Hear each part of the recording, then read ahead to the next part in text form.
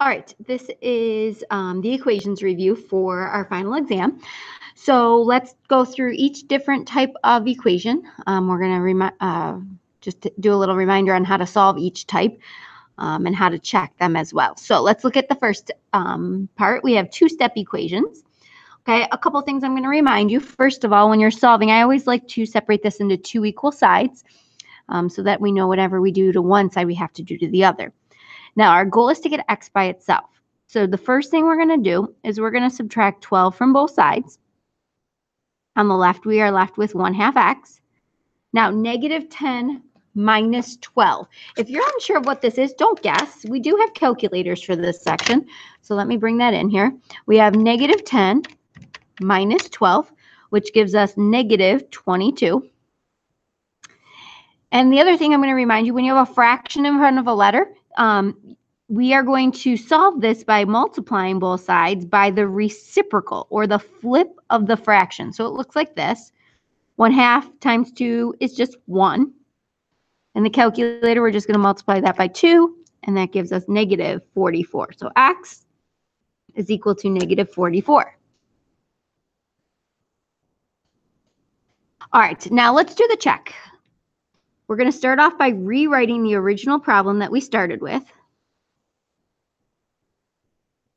We're going to replace the x with negative 44.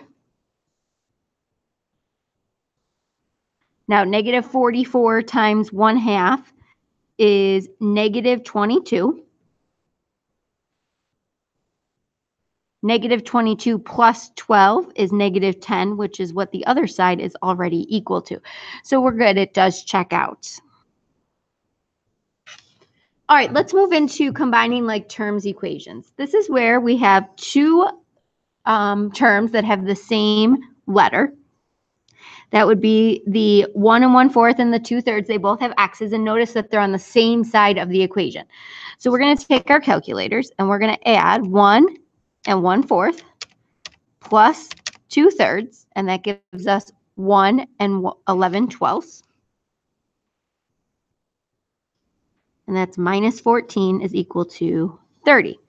Now, just like a two-step equation, we're going to add 14 to both sides.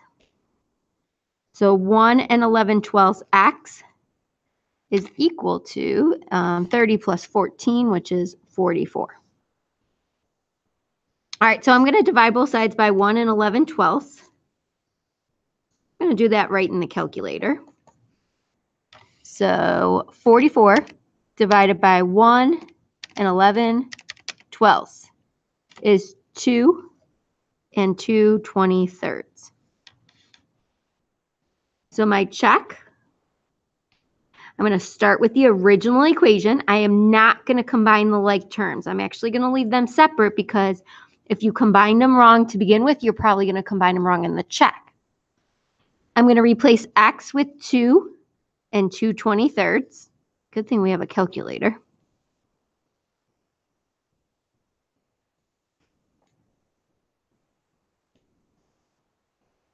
All right, so now I'm going to take my calculator.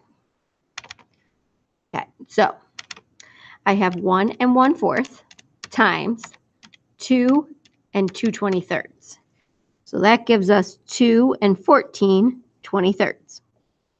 Now I'm going to do the math here. I'm going to multiply 2/3 times 2 2/23. So 2/3 times 2 2/23. 1 9/23.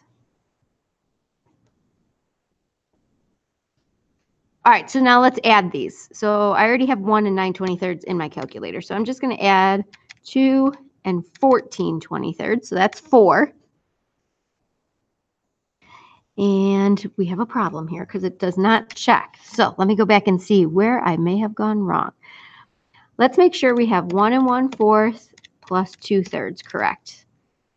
All right, so I do have 1 1/3 x minus 14 equals 30. So when I add 14 to both sides, I get 44. So let's make sure that that division is right. 44 divided by 1 11/12. Oh, that's why. It's 22 2. Oh, 22 and 22 over 23. That would be where my mistake is. All right, so when I substitute this in, it has to be 22 and 22 over 23. So many of you are probably sitting at home saying, that's what I got in my calculator to begin with. Sometimes we make mistakes. Good thing we have a check that we can do in order to make sure we have the right answers. All right, so I'm going to go back and make sure I multiply, which would give me 28 and 16/23. Now I'm going to do 2/3 times 22, 22, 23. This is 15 and 7/23. I'm going to add the 28 16/23. That gives me 44. There we go.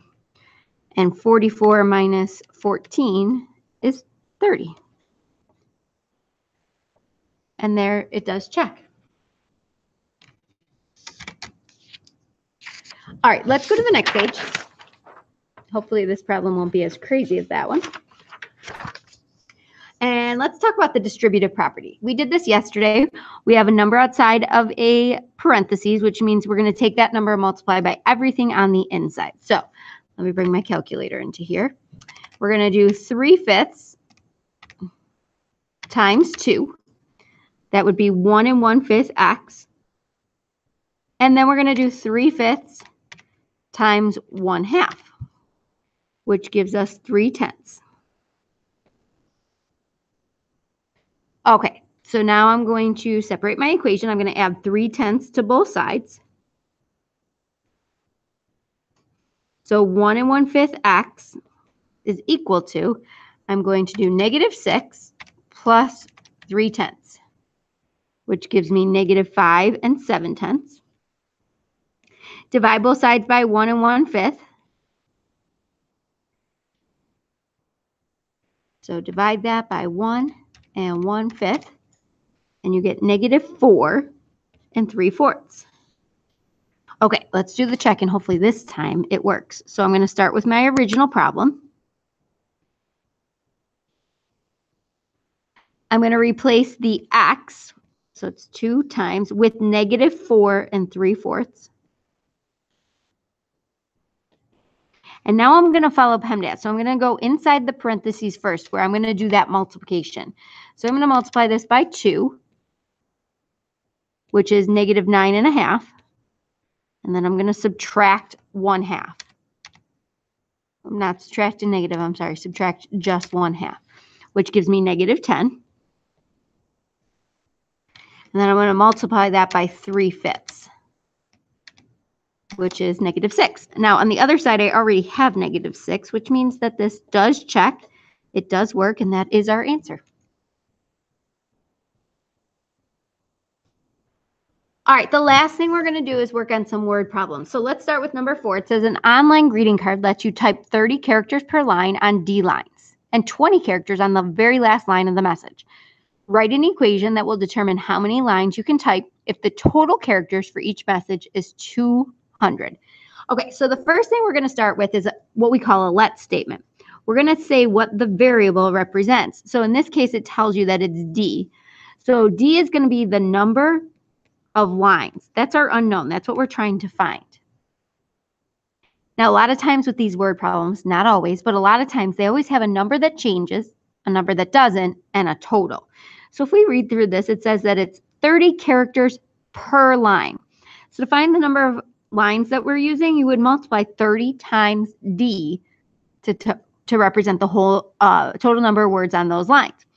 Now, the last one has 20 characters. Now, the total is 100. So our equation would be 30D plus 20 is equal to 100. Now we're going to solve that. We're going to subtract 20 from both sides. So 30D is equal to 80. Let's divide both sides by 30. I'm sorry, I wrote 100, but it should be 200. Let's try that again. 200, which is 180. Divide both sides by 30, which gives us 6. So that means that we could type 6 lines for this poem. Now let's just do a quick check. So 30D plus 20 is 200. So 6 is going to be my D, and I'm going to do some math. 30 times 6 is 180. 180 plus 20 is 200. The other side of the equation is already 200, which is good because that means it checks. All right, I'm going to have you try the problem set for homework tonight. We'll go over that in class tomorrow. Good luck.